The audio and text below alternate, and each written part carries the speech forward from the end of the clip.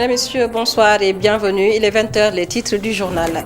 L'actualité à la une ce soir, la gouvernance de l'eau au Sénégal. Le Forum social sénégalais s'insurge contre la gestion du liquide précieux. Les membres parlent toujours de deal dans le contrat d'affermage de l'eau avec la société française Suez.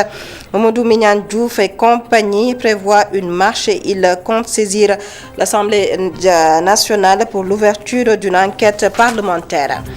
Et puis dans le sud du Sénégal, affaire de la forêt de Niamone, le procureur de Ziguinchor s'est autosaisi.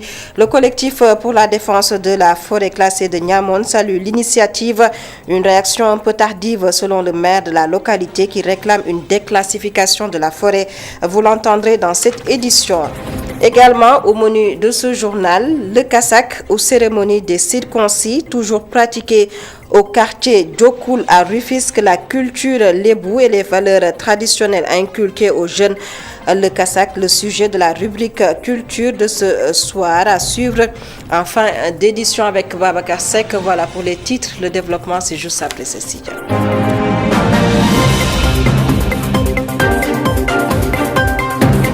Bonsoir à tous et bienvenue. La gouvernance de l'eau au Sénégal, le Forum social persiste sur un deal dans le contrat d'affermage de l'eau avec la société française Suez. Face à la presse ce matin, le Forum social sénégalais et le Conseil citoyen droit à l'eau et à l'assainissement au Sénégal annoncent une marche dans les prochains jours, ce pour une meilleure gestion et de la distribution de l'eau au Sénégal. Je vous propose de suivre ce compte rendu signé Elisabeth Tine et Moussa Falla. Le Forum social sénégalais dénonce le système de management de la CNO. Pour Mamadou Mignan Diouf, les 15 milliards perdus par Siège et CNO sont dus à une mauvaise gestion. Les 3 dernières années, 2020, 2021, 2022 et 2023, Suez nous disait qu'il a fait des pertes énormes autour de 15 milliards, 17 milliards quand on cumule le tout. Alors, avec un tel système de management, il y a une sorte de pillage systématique de la CNO par le groupe Suez, car dans ce modèle, c'est bien Suez qui effectue les services à la filiale. On peut comprendre quand on nous annonce des pertes cumulées de 17, de 15 milliards.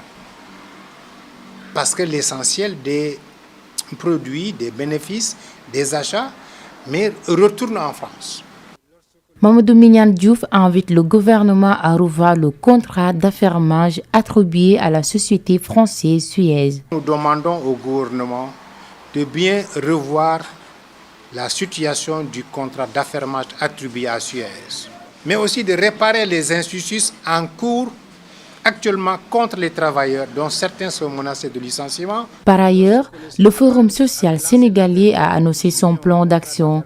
Selon son coordinateur Mamadou Mignan Diouf, une marche contre la gestion de l'eau au Sénégal est prévue dans les prochains jours.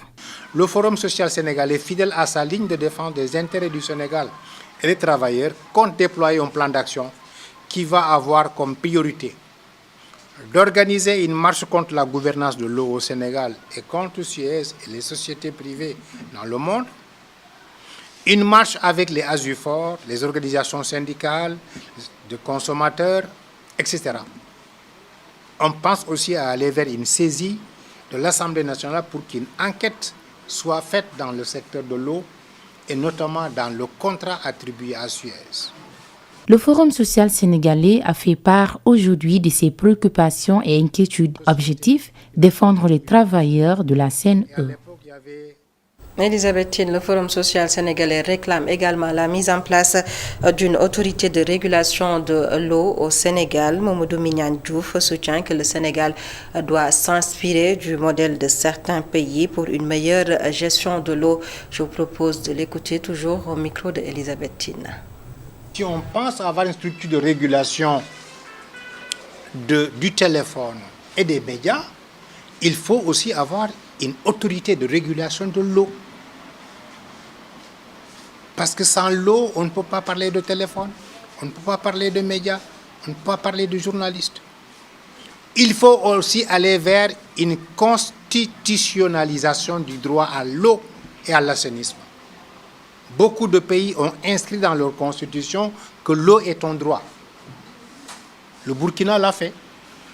D'autres pays de l'Amérique latine l'ont fait, au Brésil, au Venezuela, etc. Le Sénégal a un code de l'eau, mais le Sénégal n'a pas encore une loi. Pourtant, le Sénégal a signé la déclaration des Nations Unies qui était sortie de l'Assemblée générale de 2011 et qui stipule que l'eau est un droit fondamental. Mamadou Mignane Diouf, coordonnateur du Forum social sénégalais. Autre aspect de l'actualité, affaire de la forêt de Niamone. Le collectif pour la défense de la forêt classée de Niamone se félicite de l'autosaisine du procureur de Ziguinchor, une avancée considérable selon le collectif. En début de semaine, la gendarmerie avait interpellé 5 personnes suspectées d'occupation illégale de la forêt classée de Niamone. On fait le point avec notre correspondant dans le sud du Sénégal, Hassan Ba.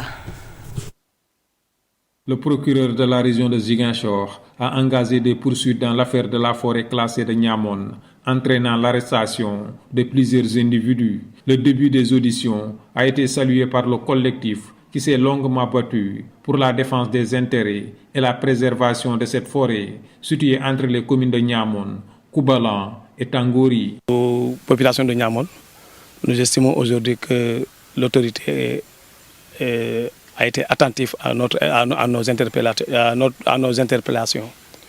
Parce que durant 10 ans de lutte, nous n'avons jamais été reçus par l'autorité administrative, et ce qui a été le cas cette année. Mais aussi, comme vous l'avez dit, il y a eu un développement, surtout que le procureur s'est saisi du dossier. Toutefois, le collectif exhorte le procureur à poursuivre l'enquête jusqu'à son terme afin de démasquer toutes les personnes impliquées dans le morcellement de cet espace protégé. Oui, si vous regardez l'ampleur de l'occupation, ces 5 personnes sont interpellées, c'est que c'est infime. Et nous pensons vraiment, si vous voyez que c'est la population qui occupe aujourd'hui ici, les responsabilités doivent être plus larges que cela. Donc, nous comptons que, nous osons espérer que le procureur va continuer sur cette lancée. Le collectif appelle également le président de la République à venir constater de visu l'ampleur des dégâts, comme il l'avait fait à Mbour 4. Et nous serons vraiment heureux qu'il vienne constater les dégâts qui sont produits dans cette forêt-là. Mais aussi, je profite de votre micro pour remercier vraiment l'autorité administrative, en l'occurrence le préfet. Pendant ce temps, les habitations continuent de se multiplier dans la forêt classée de Niamone. Les occupants, ayant traité avec des promoteurs véreux, risquent de perdre leurs habitations. Sur cette affaire, les autorités ont tardé à réagir. Selon le maire de Niamone, Atap Badji plaide pour la déclassification de la forêt de Niamone. Sa réaction au micro de Hassan Ba. Pour une autorité locale qui a fait toutes ces démarches-là, si on est arrivé à ce stade, c'est parce que les gens ont beaucoup regardé faire. Ceux qui devaient prendre leurs responsabilités pour agir pendant qu'il était temps ne l'ont pas fait, et ils ont attendu la situation pourrir pour après agir. Maintenant, le dossier étant entre les mains de la justice, par respect quand même à notre justice, je voudrais ne pas me prononcer, si vous me le permettez quand même. Parce que j'ai appris cette arrestation-là et sincèrement, j'étais fier de ces autorités. J'étais fier de notre justice qui a agi au nom de la légalité, au nom de la loi. Oui, ce que nous avons demandé, c'est cette proposition qu'on a faite. C'est une forêt, mais qui a en réalité été agressée et qui n'existe plus. Et à la place, on voit des maisons qui poussent de partout. Avant qu'il ne soit tard, qu'on organise ces habitations-là, qu'on déclasse. Nous, on a décidé au niveau du conseil municipal, nous sommes prêts à donner une partie dans la forêt de Niamone, qu'elle soit classée, forêt classée, et que nous permette, en tout cas sur le même espace, de déclasser cette forêt-là au profit des populations. Mais on ne demande pas aux gens. En tout cas, si cela devrait être fait, moi je pense que ce problème, on doit le gérer avec toute la rigueur qu'il faut. Et puis l'intersyndicale des travailleurs des collectivités territoriales menace d'aller en grève, une grève générale illimitée si les revendications ne sont pas satisfaites. Les délégués des départements de la région de Dakar veulent rencontrer leur ministre de tutelle. Ils étaient en assemblée générale dans le département de Rufisque. Je vous propose de suivre la réaction de Momodou Anne. Il est membre de l'intersyndicale des travailleurs des collectivités territoriales au micro de Babacar Seck. Assemblée générale pour informer d'abord les camarades de la situation de la grève qui perdure depuis 2 ans des travailleurs des collectivités territoriales. Le second appel, c'est par rapport au gouvernement du Sénégal qui fait la sourde oreille sur cette grève qui n'a que trop duré depuis 2 ans. Et pour rappeler au ministre de tutelle, le ministre des collectivités locales, Bala Moussa Fofana, que l'intersyndicale ne demande que l'application de la loi qui dit dans le Code général des collectivités locales, en son article 29, que toute revalorisation salaire des fonctionnaires de l'État est imputable directement aux fonctionnaires des collectivités territoriales. Nous connaissons une injustice depuis mai 2022. L'État du Sénégal a payé les fonctionnaires et tous les agents publics, et même le secteur privé a bénéficié de ces augmentations de salaire. Il n'y a qu'une seule corporation au Sénégal, c'est-à-dire les travailleurs des collectivités territoriales qui n'ont pas encore vu dans leur bulletin de salaire les alignements pour la revalorisation salariale décidée par l'État du Sénégal. Pour les stratégies, nous avons prévu, comme le camarade Ndiaga l'a dit, dans les 5 départements qui composent la région de Dakar, une assemblée générale dans chaque département. Et après, l'intersyndicale va se déplacer dans les 13 autres régions. Les capitales régionales vont aussi voir des assemblées générales comme celle-ci qu'on a fait aujourd'hui à Rufisque. Et en plus bref, litige foncier, affaire des héritiers Ndoye. L'homme d'affaires Tahirou Sarr blanchi par le tribunal correctionnel de Dakar. Il était accusé d'escroquerie, faux et usage de faux sur le titre foncier 73-74 DG. Hivernage 2024, l'Agence nationale de l'aviation civile et de la météorologie, ANACIM, annonce des cellules pluvio-orageuses cette nuit dans les régions sud, Ziguinchor, Kolda, Kédougou et Sédhiou, et les régions du centre-ouest, Kaolack et les îles du Saloum. Des risques de pluie sont également prévus à Mbour, Tambacounda, Nioro, Fatick et à Dakar. L'ingénieur prévisionniste à l'ANACIM, Pape Ngor Ndiaye, revient ici sur les pluies d'hier. Il est au micro de El Hadj Malick Cissé. Hier, jeudi 18 juillet, beaucoup de pluies ont été notées un peu partout sur le pays. Des pluies accompagnées d'orages et de vents forts, surtout ces rafales de vent qui ont accompagné les pluies d'hier, ont été notées très tôt hier dans la matinée vers 8 h au niveau des localités est du pays, entre Matam, Kédougou, Tambacounda.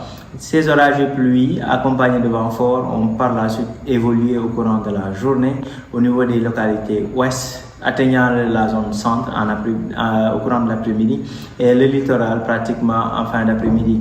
Donc des pluies notées un peu partout sur le pays avec des quantités assez importantes par endroit. Au niveau des localités nord, la pluviométrie a tourné autour de 46 degrés Celsius, 46 mm plutôt à Kourbol. Fourdou a eu 45 mm, vers Ranérou 35,5 mm, à Saint-Louis pratiquement 23,3 mm ont été relevés au courant de la journée d'hier. Vers la zone centre, Palmarin a reçu 43 mm, Nioro 39,5 mm, mesdames et messieurs. Au niveau de Paoskoto, 21,9 mm ont été recueillis. À Dakar, 6 mm de pluie ont été enregistrés au courant de la journée d'hier. Comme l'adage de dit, après la pluie, c'est le beau temps, donc un temps stable qui sera noté sur une bonne partie du pays. Des orages et pluies qui seront tout de même notés en fin d'après-midi d'aujourd'hui allant vers la nuit au niveau des localités sud et un peu vers le centre du pays. Demain et après-demain, disons durant le week-end, le temps stable va persister et va gagner une bonne partie du territoire sénégalais, notamment au nord, centre et vers le littoral. Donc les pluies se limiteront quasiment vers Ziguinchor, Sédhiou, Kolda, allant vers Kédougou durant le week-end. Et justement, c'est la période des grandes vacances, une période où les enfants sont souvent à la maison. Ces mômes doivent être bien encadrés pour ne pas s'exposer aux dangers. Selon certains, les parents doivent redoubler de vigilance pour assurer la santé et le bien-être de ces enfants. C'est un reportage réalisé à Ouest Foire et c'est signé Khadija Ndat Diouf.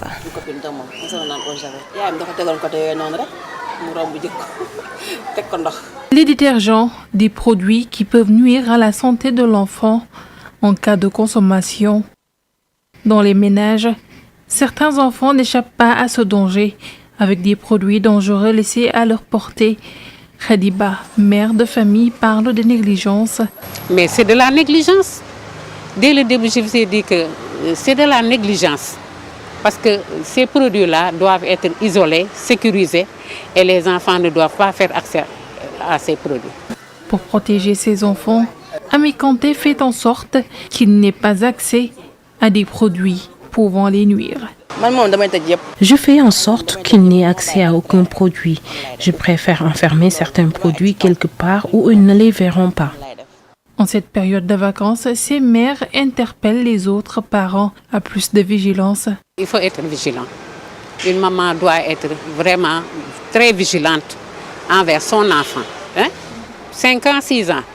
Les enfants-là ne connaissent pas le danger de ces produits-là et où ça peut leur détruire aussi leur état de santé et tout ça. De telle sorte que moi je dirais il faut vraiment de la vigilance. En prenant les détergents pour des aliments, beaucoup d'enfants en avalent, ce qui peut causer de graves dégâts à leur santé. Khadija Ndat Diouf, et puis cette interrogation, y a-t-il un âge limite pour conduire une voiture? Prétexte de ce sujet, l'accident au cimetière de Yoff, un automobiliste qui a dérapé et endommagé plusieurs tombes. Selon des témoins, le conducteur a atteint la soixantaine. C'est un reportage signé à Aïsatouka. Au garage du marché Sam, taximans et clients se côtoient. Ce quinquagénaire, très matinal dans son lieu habituel, guette l'arrivée des clients, 30 ans déjà au volant, malgré son âge et les risques. Ce conducteur reste vigilant.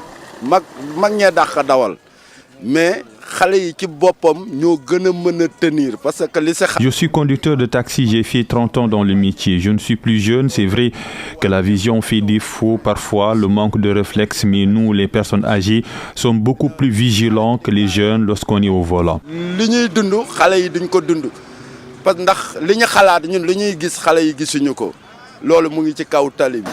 Troubles de vision, fatigue ou même perte de réflexe. Les risques sont nombreux selon Asmbodj. Il ajoute que les personnes âgées doivent réduire leur temps de travail. Il faut se diminuer certains efforts. Parce que l'âge, ça dit beaucoup de choses. Parce qu'il y a un manque de réflexion, il y a un manque il y a beaucoup de manquements, quoi. Donc, quand on a pris l'âge, il faut chercher des moyens. Réduire ces efforts, c'est mieux. Parce que l'âge, ça ne veut pas dire que, comme tu as 25 ans, comme tu as 25 ans, pour les chauffeurs, c'est-à-dire quelqu'un qui a pris l'âge, qui a un taxi, c'est-à-dire il ne peut plus faire comme les jeunes. Ça, de travail 17 heures de temps, 19 heures de temps, il faut diminuer. Lamine Sey, le visage ridé, lit le Coran. Il pense qu'il y a un âge limite pour prendre le volant.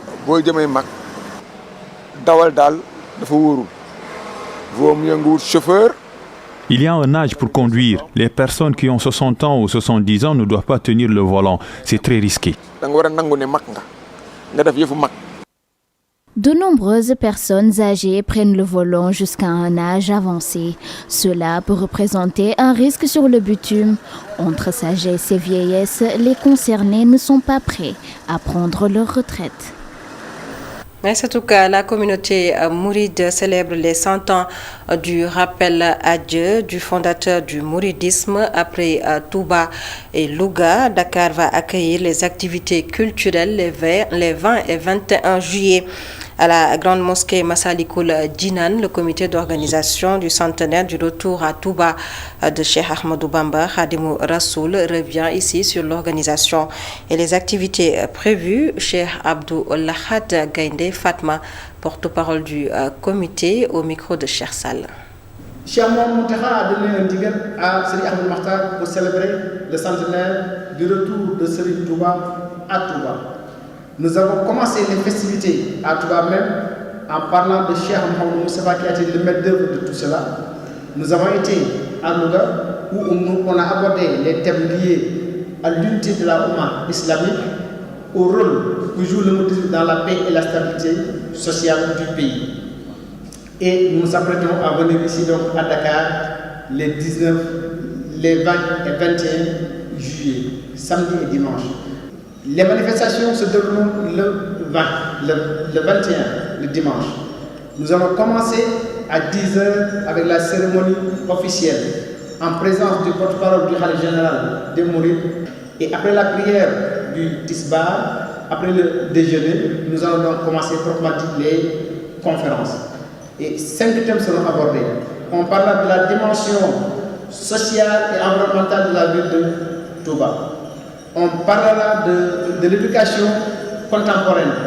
On parlera également donc de l'éducation ancienne. Je vais parler donc des Dara avant d'aborder le développement socio-économique de la Mouridia et enfin terminer par le développement de la ville sainte de Touba. Donc ce sont là les 5 thèmes majeurs qui seront abordés par d'éminents conférenciers.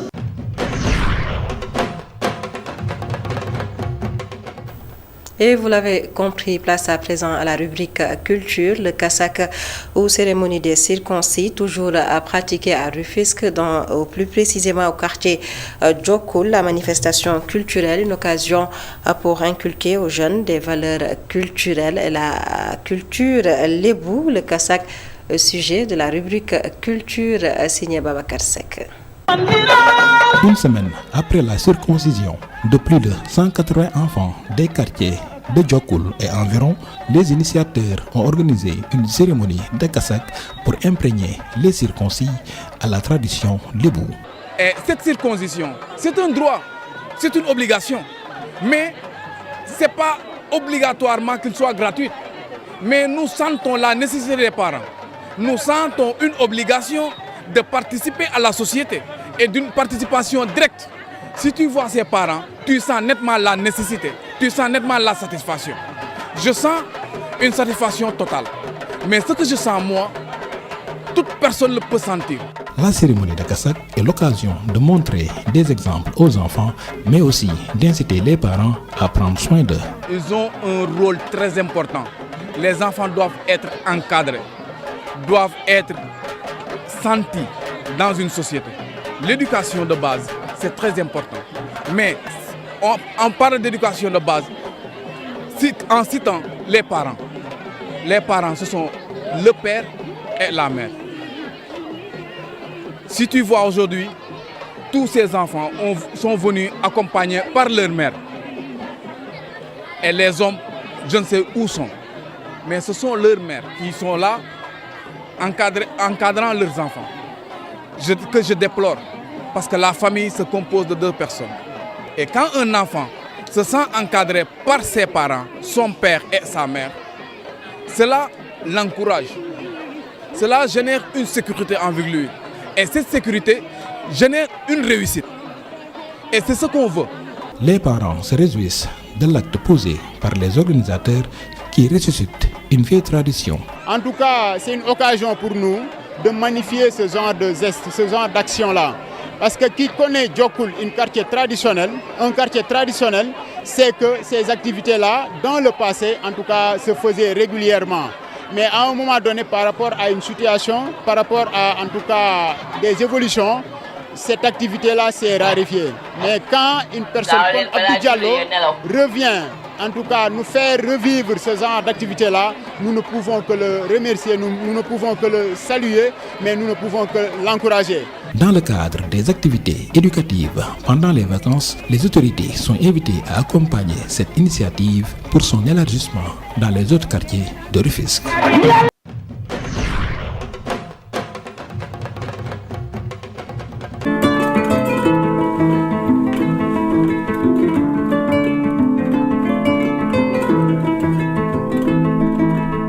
Puis en plus bref, Toumani Diabaté n'est plus. Le maître malien de la Kora est décédé aujourd'hui à Bamako des suites d'une courte maladie. Toumani Diabaté est décédé à l'âge de 58 ans et c'est la structure Diabaté-Ba Musique qui a donné l'information. Et c'est la fin de ce journal. Mesdames, Messieurs, merci de nous avoir suivis. Passez d'excellents moments en compagnie de nos programmes sur ITV.